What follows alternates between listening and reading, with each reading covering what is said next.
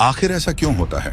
देशवासियों, जब बीजेपी किसी बड़े चुनाव में जीतती है, उसी वक्त देश में कुछ ऐसा घटता है कि चर्चा चुनाव से हटकर किसी और दिशा में मुड़ जाती है। मसलन 10 मार्च 2022 को यूपी का रिजल्ट आता है और बीजेपी की प्रचंड जीत होती है, मगर अगले ही दिन जम्मू कश्मीर में सेना का हेलीकॉप्टर क्रैश हो जाता है। इसके अलावा पुलवामा में मुठभेड़ होती है, जिससे चुनावी फोकस एकदम पलट जाता है।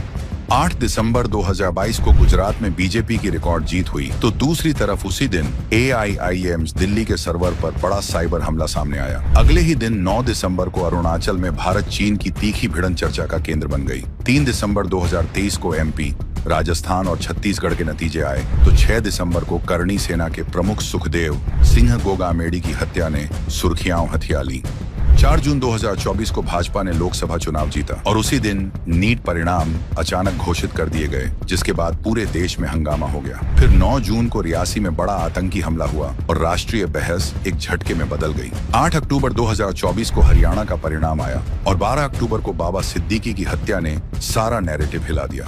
20 नवंबर को महाराष्ट्र का चुनाव नतीजा आया। 24 नवंबर को संभल में हिंसा ने मीडिया का पूरा रडार बदल दिया। दिल्ली विधानसभा के चुनावी नतीजे 8 फरवरी 2025 को आए। उसी दिन शाम को राजौरी में आतंकियों की गोलीबारी हुई और 15 फरवरी को दिल्ली स्टेशन पर भयावह भगदड़ हो गई।